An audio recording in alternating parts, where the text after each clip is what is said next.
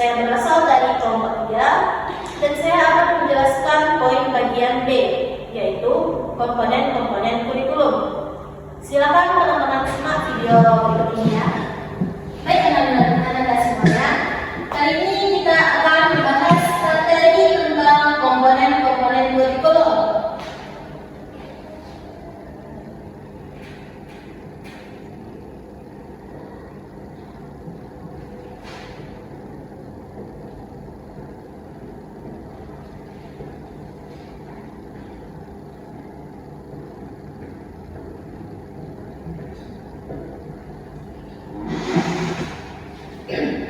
Nah, sebelum kita memasuki materi kita pada hari ini, mari kita pahami terlebih dahulu apa itu kurikulum. Kurikulum merupakan suatu unsur yang sangat penting dalam pendidikan. Kurikulum tidak hanya membahas materi pembelajaran untuk siswa saja, tetapi kurikulum merupakan salah satu unsur yang sangat penting dalam pendidikan untuk mencapai tujuan pendidikan.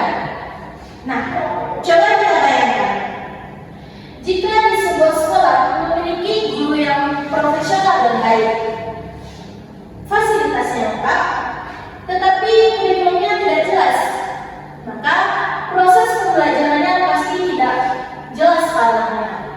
Oleh karena itu, kurikulum menjadi pedoman utama dalam pelaksanaan pendidikan. Nah, menurut Nada Syafi'i, kurikulum merupakan komponen yang saling berhubungan dan saling berkaitan satu sama lain. Jika salah satu komponen terpengaruh, maka komponen lain juga ikut terpengaruh. Nah, kali ini kita akan membahas 4 komponen kurikulum. Itu yang pertama, komponen tujuan.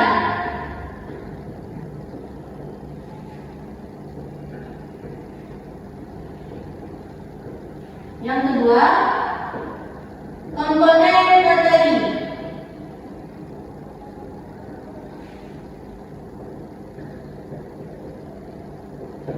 Yang ketiga, komponen metode atau proses pembelajaran.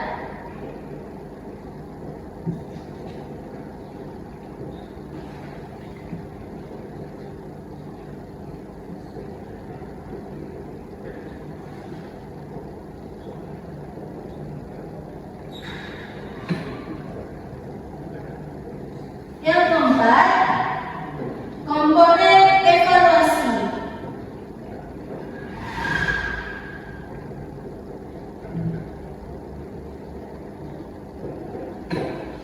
Ini merupakan 4 komponen dalam kurikulum.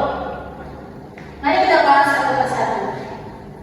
Yang pertama itu tujuan, komponen tujuan. Tujuan merupakan arah yang ingin dicapai dalam pendidikan. Contohnya, jika Anda sedang berperjalanan jauh, pasti tujuan Anda adalah lokasi yang ingin dituju. Jika lokasinya tidak jelas, tujuannya tidak jelas, maka Anda tidak akan mencapai ke tujuan tersebut. Sama contohnya seperti tujuan pendidikan. Jika tujuan pendidikan tidak jelas, maka hasil tujuan pendidikannya juga tidak akan tercapai. Dalam pendidikan, tujuan menjadi dasar penting dalam menentukan materi, metode pembelajaran, hingga evaluasi dalam pembelajaran. Tujuan ini silakan tentu.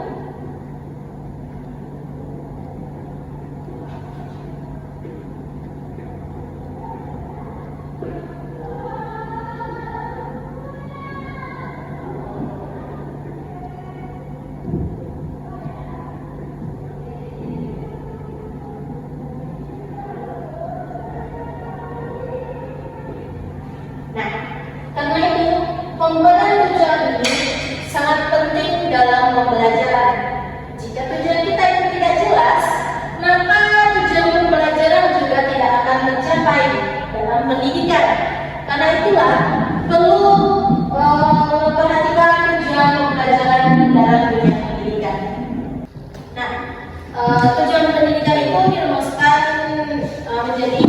dua hal utama. Yang pertama yaitu berdasarkan kebutuhan dan perkembangan masyarakat. Saat ini masyarakat membutuhkan sumber daya manusia yang berpikir kritis, kreatif, bekerja sama, dan mampu menyelesaikan masalah. Contohnya peserta didik sekarang. Peserta didik itu tidak cukup menghafal materi saja, tapi mereka harus dapat menganalisis informasi, dapat bekerja sama, dan dapat memecahkan suatu masalah dengan sendiri atau dengan masalah sama. Nah, dapat kita lihat sekarang kan, banyak anak-anak zaman sekarang ini yang hanya menerima instan saja, seperti dalam PBM. Mereka mencari materi atau menjawab pertanyaan dari dosennya. Mereka mencari jawaban di Google saja atau ChatGPT. Mereka hanya menyampaikan dan menyalin jawaban tersebut, tetapi mereka tidak meneliti apakah jawaban tersebut betul atau tidak, sumbernya dari mana, dan apakah jawaban ini sudah tepat dan sesuai. Karena itulah butuh peserta didik ini menganalisis informasi dan lebih kreatif lagi dalam pembelajaran. Yang kedua, berdasarkan nilai-nilai filosofis yang dianut oleh negara dan lembaga pendidikan.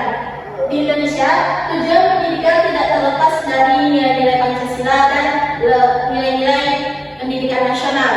Selanjutnya, komponen isi atau materi. Nah, tadi kan kita sudah tahu kan kalau komponen tujuan itu adalah arah, dan di sini adalah penentu terjalannya tujuan pendidikan ini. Isi materi harus sesuai dengan tujuan yang ingin dicapai. Jika tujuannya sudah jelas, maka dilakukanlah penentuan materi agar sesuai dengan tujuan ini. Jika materinya tidak sesuai, maka tujuan pendidikan juga tidak akan tercapai secara maksimal. Selanjutnya, komponen metode. Nah, tadi kita telah membahas tentang komponen tujuan dan komponen isi. Komponen metode ini sangat penting bagi guru. Kenapa? Karena guru harus menguasai banyak macam-macam metode. Tidak boleh menguasai satu metode saja. Karena setiap murid itu belum tentu memiliki kemampuan yang sama. Ada murid yang memiliki kemampuan yang berbeda-beda. Nah, guru harus menguasai metode-metode yang beragam, seperti metode ceramah, metode berdiskusi, metode praktek, atau metode yang lain sebagainya. Oleh karena itu, guru di sini sebagai penentu dan sebagai ujung tombak dalam pembelajaran. Karena guru sangat dituntut untuk mampu memahami metode-metode yang beragam. Selanjutnya, komponen evaluasi. Nah, setelah berjalannya komponen tujuan, komponen isi, dan komponen metode, kita lanjut ke komponen evaluasi. Nah, komponen evaluasi ini berguna untuk menentukan apakah tujuan pembelajaran ini sudah tercapai atau belum. Apakah peserta didik sudah paham dengan apa yang disampaikan oleh guru, dan apakah tujuan pembelajaran ini sudah berjalan secara maksimal. Oleh karena itu, komponen evaluasi ini sangat penting. Karena jika tidak ada evaluasi, maka guru tidak akan tahu apakah peserta didik itu sudah paham dengan materi yang disampaikan dan apakah tujuan pembelajaran itu sudah tercapai. Karena itulah perlu dilakukan evaluasi dalam pembelajaran tersebut. Evaluasi ini bisa berupa evaluasi kemampuan peserta didik, apakah peserta didik ini paham atau belum, dan evaluasi untuk gurunya juga, apakah gurunya sudah menjelaskan materi dengan sesuai dan maksimal, dan evaluasi dalam proses pembelajarannya. Nah, makanya evaluasi ini perlu untuk semua proses pembelajaran dan guru serta peserta didiknya. Setelah kita mempelajari beberapa komponen kurikulum tersebut, sudah kita sebutkan dari awal bahwa semua komponen ini sangat berkaitan. Jika salah satu komponen terpengaruh, maka komponen lain juga akan ikut terpengaruh, karena mereka itu sangat berhubungan dan saling berkaitan. Jadi perlu melaksanakan komponen ini secara baik dan sesuai agar hasil pembelajaran dan tujuan pembelajaran itu berjalan dengan maksimal. Mungkin itu saja pembelajaran kita pada siang hari ini. Jika ada kekurangan boleh ditanyakan. Apakah ada dari Ananda yang ingin bertanya? Apakah ada dari Ananda yang ingin bertanya? Ya Bu, Oke, silakan saudari Liza. kan kata Ibu tadi komponen itu ada 4 macam. Jadi komponen yang pertama itu komponen tujuan. Kalau guru itu mendahulukan komponen isi, contohnya dia udah mengetahui isi materi tentang ini, tapi tujuannya nanti aja lagi cari bagaimana itu Bu, apakah itu bisa atau tidak boleh. Baik, terima kasih atas pertanyaannya saudari Liza. Seperti yang kita pelajari di awal ya, itu kalau kita dahulukan, misalnya kata saudari Liza tadi, komponen isi dahulu baru komponen tujuan, itu tidak efektif karena kita itu harus menentukan tujuan pembelajaran terlebih dahulu. Apa yang ingin dicapai dengan peserta didik itu? Jika sudah jelas, barulah guru menentukan materi apa yang cocok dengan tujuan yang ingin dicapai. Setelah materi sudah cocok dengan tujuan yang ingin dicapai, barulah guru menentukan metodenya.